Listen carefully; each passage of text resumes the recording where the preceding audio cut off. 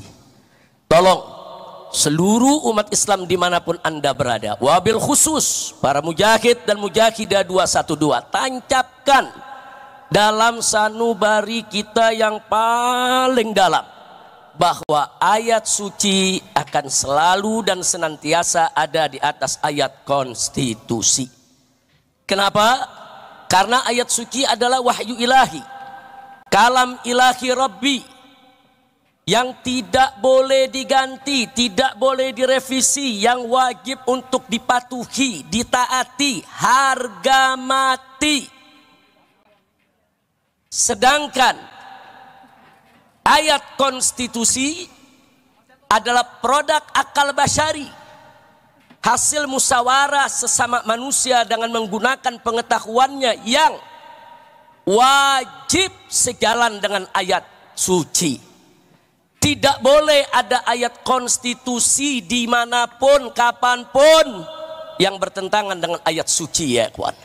Karena itu saya tekankan sekali lagi pada saat ini, jangan pernah mundur untuk menegakkan Islam, jangan pernah mundur untuk menegakkan hukum Allah, jangan pernah mundur untuk bagaimana kita berjuang agar NKRI berdiri atas dasar hukum Allah, saudara, yang diridhoi oleh Allah Subhanahu wa taala dan Rasulnya. Amin ya rabbal alamin. Siap berjuang? Siap berjuang? Baik. Berikutnya sesuai dengan tema bahwa reuni 212 kali ini yaitu bertemakan revolusi akhlak untuk menuju Indonesia berkah dan Palestina merdeka. Indonesia berkah, berkah, saudara. Kunci keberkahan itu Allah sudah nyatakan dalam Al-Quranul Karim. Faqala ta'ala walau anna ahlal qura amanu wa taqaw lafatahna alaihim barakatim minas sama'i wal ard. Tegas Allah nyatakan dalam Al-Quran, andai kata penduduk suatu negeri, penduduk daerah-daerah dimanapun berada, saudara, amanu wattaqaw, mereka beriman dan bertakwa kepada Allah, Allah janjikan lafatahna alaihim, niscaya pasti akan kami buka untuk penduduk negeri tersebut barakat, aneka ragam keberkahan minas sama'i wal ard, baik keberkahan yang diturunkan dari langit maupun keberkahan yang Allah keluarkan dari dalam bumi, saudara. Ini janji Allah. Jadi kalau kita mau Indonesia berkah, ya beriman dan bertakwa. Nah, beriman bertakwa itulah maksudnya kita tunduk kepada hukum Allah. Baik hukum yang berkenaan dengan pribadi perorangan, hukum yang berkaitan dengan rumah tangga, hukum yang berkaitan dengan sosial kemasyarakatan, sampai kepada hukum yang berkaitan dengan tata negara, ibadallah. Tunduk kepada hukum Allah. Kalau kita tunduk kepada hukum Allah, beriman, bertakwa, Allah kasih berkah. Jadi jangan mimpi Indonesia berkah kalau hukum Allah dilecehkan. Jangan mimpi Indonesia berkah kalau hukum Allah ditinggalkan. Jangan mimpi Indonesia berkah kalau Al-Quran dibelakangkan. Nabi tegas mengatakan dalam satu hadisnya, ibadallah, kama qala Nabi sallallahu alaihi wasallam, man ja'ala al-Qur'ana amamah hadahu ila jannah wa man ja'alahu wara'a dhahrihi saqahu ila nar.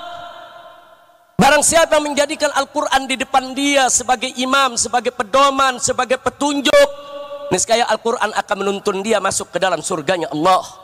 Sebaliknya, barang siapa yang menjadikan Al-Quran di belakang tulang punggungnya, dia nggak peduli dengan hukum Al-Quran, dia lecehkan Al-Quran, dia nggak mau pakai Al-Quran, saudara, hati-hati, neraka jahanam menanti dia untuk dijerumuskan, ya kawan. Na'udzubillah min dzalik. Mudah-mudahan di kepemimpinan baru saat ini yang terhormat, yang sama kita hormati Bapak Presiden Haji Prabowo Subianto, saudara, bisa selalu mengedepankan ayat suci di atas ayat konstitusi. Nah, jadikan Indonesia ini berkah. Kami akan, seluruh rakyat akan dukung Bapak kalau Bapak mengajak bangsa Indonesia taat kepada Allah dan Rasulnya. Betul? Betul? Takbir. Nah, jadi sekali lagi jangan pernah mundur, ya ikhwan. Nah, baiklah.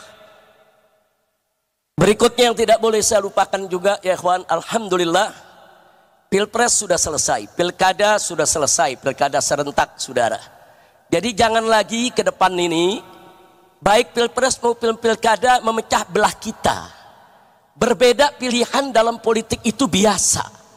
Makanya saya kaget begitu ada perbedaan pilihan, saudara, berani-beraninya ulama dimunafik-munafikkan, disesat-sesatkan, dikafir-kafirkan.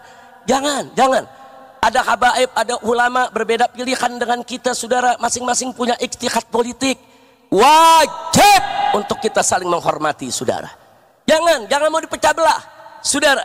Yang bertarung orang lain, yang dapat kekuasaan orang lain, yang dapat kursi orang lain, yang dapat uang orang lain. Tapi kenapa harus rakyat yang diadu domba, rakyat yang baku pukul, dan rakyat yang dipecah belah? Jangan mau lagi kita diadu domba. Setuju? Siap bersatu? Siap bersatu? Takbir! Nggak apa-apa, kita beda-beda pendapat, nggak apa-apa, saudara.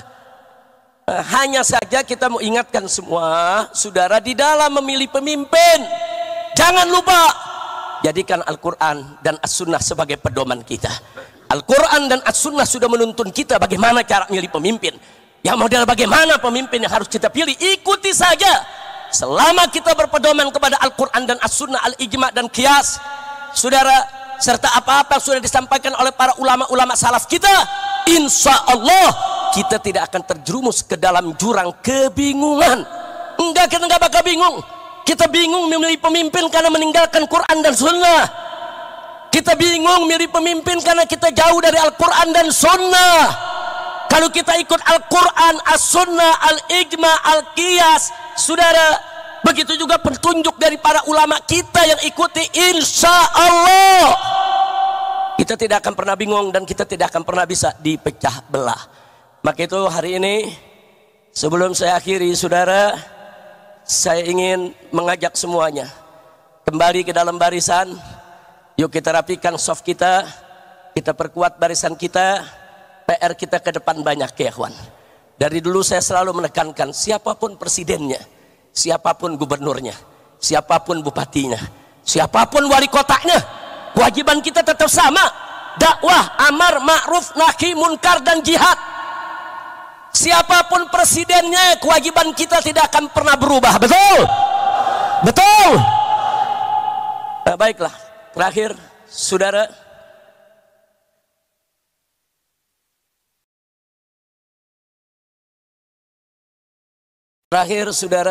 yang ingin saya ingatkan di sini, bahwa penegakan hukum di Indonesia yang carut marut selama ini, saudara, khususnya dalam satu dekade 10 tahun terakhir, saudara, demokrasi dirusak, hukum ditabrak, korupsi merajalela, judi di mana-mana, hancur-hancuran ini negeri, saudara.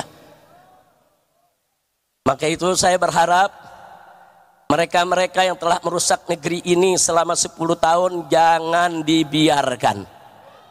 Tapi mereka harus dituntut pertanggungjawabannya. Setuju?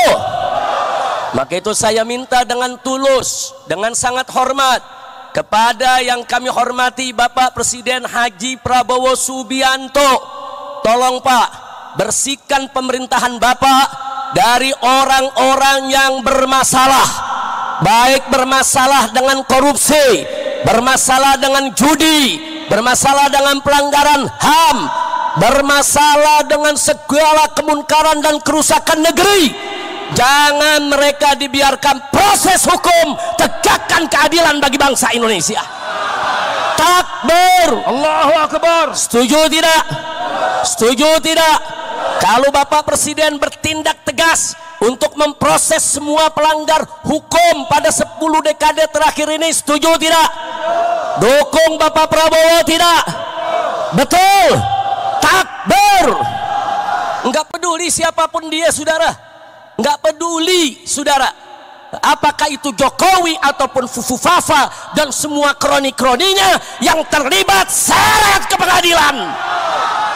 Takbir. Takbir. Takbir. Dan akhirnya mari kita baca suratul Fatihah.